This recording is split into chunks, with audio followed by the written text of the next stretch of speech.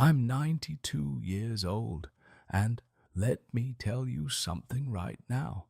I've got a memory sharper than most folks half my age, but it didn't come easy, and it sure as hell wasn't from some pill or puzzle book. No, the secret hit me like a freight train after I lost the one person who kept my mind alive all those years. And if you're listening, don't wait until it's too late to figure it out for yourself. You see, I was born in 1924, right in the heart of a dusty little town in Ohio, where the summers smelled like fresh-cut hay and the winters bit into your bones like a wild dog. My pa worked the railroad, coming home with calluses thick as leather and stories from the tracks that painted pictures in my head, trains whistling through the night, hobos sharing smokes under bridges. I remember the first time I rode with him, 8 years old, the rumble shaking my chest, coal dust stinging my eyes. That vibration, that grit, it's still there, etched in me. But life wasn't all adventure. The depression hit us hard. We scraped by on beans and cornbread, Ma mending clothes until they were more thread than fabric. I dropped out of school at 15 to help, hauling crates at the mill, my back aching by noon, sweat mixing with sawdust that stuck to my skin like glue. Those early years built me tough, but they also planted seeds of regret that I'd carry for decades. I met Eleanor in 1942 at a dance hall where the band played swing tunes that made your feet itch to move. She was 19, with hair like polished chestnut and a laugh that cut through the smoke-filled room. I was awkward, stepping on her toes that first dance, but she just smiled and said, "Keep going, you'll get it." We married quick before I shipped out for the war. Europe was a nightmare.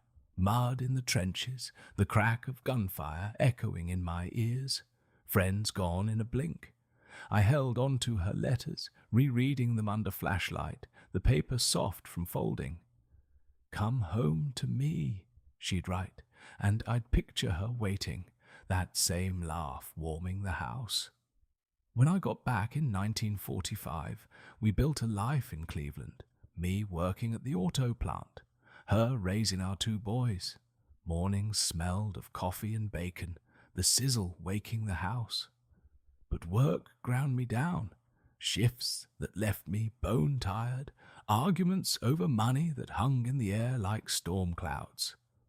I remember one night, 1958, storm raging outside, lightning flashing through the windows. The boys were asleep, and Eleanor sat at the kitchen table, tears in her eyes. "You're here, but you're not," she said. I brushed it off, too proud to admit I was drifting. That was my first big mistake, letting the daily grind dull my edges, forgetting to really see her. As the years rolled on, the boys grew up, moved out. We had grandchildren, little ones with sticky fingers and endless questions. I'd tell them stories from the war, the good parts anyway, the camaraderie, the rare moments of peace under starry skies. But my mind started playing tricks in my 60s. Names slipped away like sand through fingers. I'd walk into a room and forget why. Eleanor noticed first. "You're scattering," she'd tease, but there was worry in her eyes. She started these little games, reciting poems we'd loved as kids, or describing old photos in detail, the faded blue of her wedding dress, the way the sun hit the lake on our honeymoon. At first, I humored her, but damn if it didn't sharpen things up. We'd sit on the porch swing, creaking back and forth, her hand in mine, warm and steady. She'd say, "Remember that picnic in '62?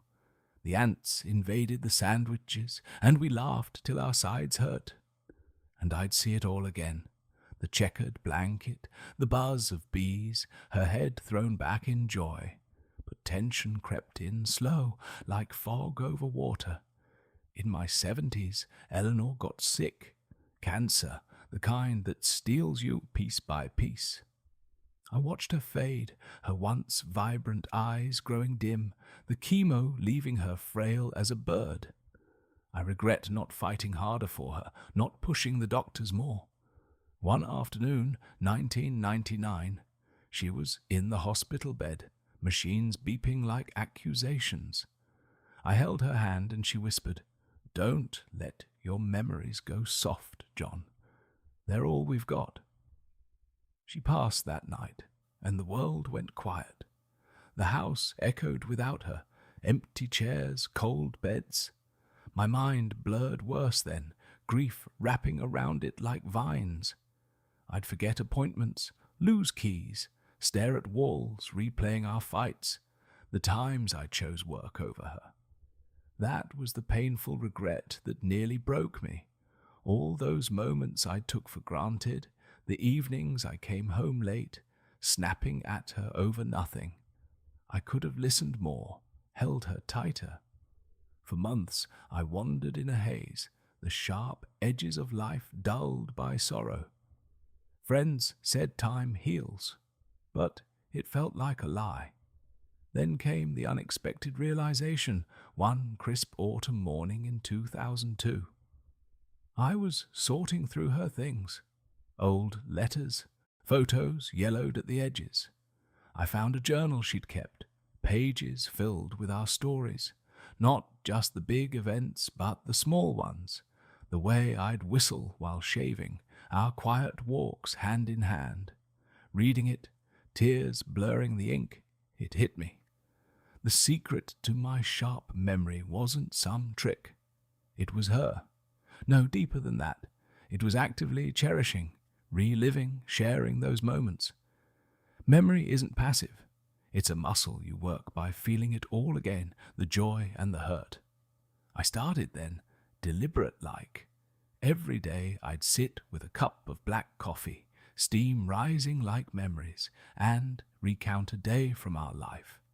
Not just facts, the taste of her apple pie, flaky crust crumbling, cinnamon warm on the tongue, the sound of our boys' laughter echoing in the backyard, grass tickling bare feet, the sting of arguments, words sharp as knives, but also the making up, soft apologies in the dark. I'd talk to myself at first, then to the grandkids over phone calls. "Let me tell you about your grandma's garden," I'd say, describing the roses blooming red against green leaves, thorns pricking fingers. And slowly my mind cleared. Names stuck, details sharpened. By 80, I could recall conversations from decades ago, word for word. But it wasn't all smooth. There were nights the melancholy hit hard, lying awake, the clock ticking like a countdown.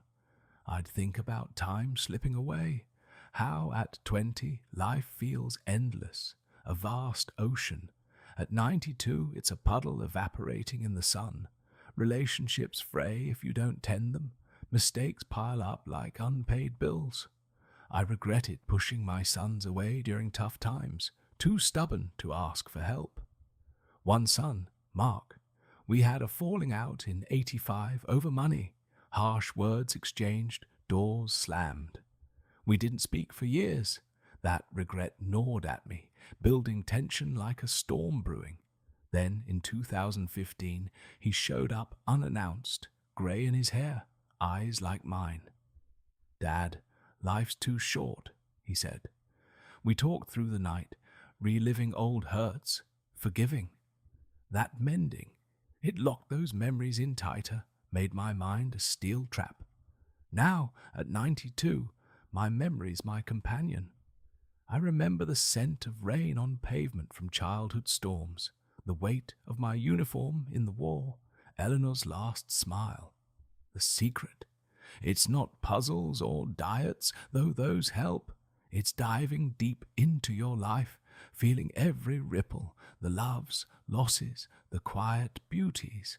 Don't just store memories, live them again, share them, let them hurt and heal you. It keeps the fog at bay, makes the years meaningful.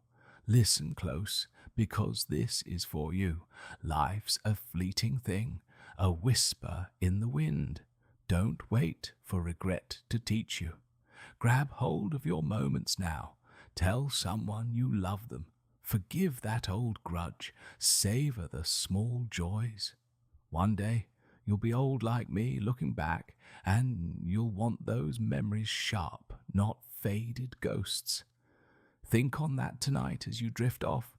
What story will you relive to keep your mind alive? Good night, friend.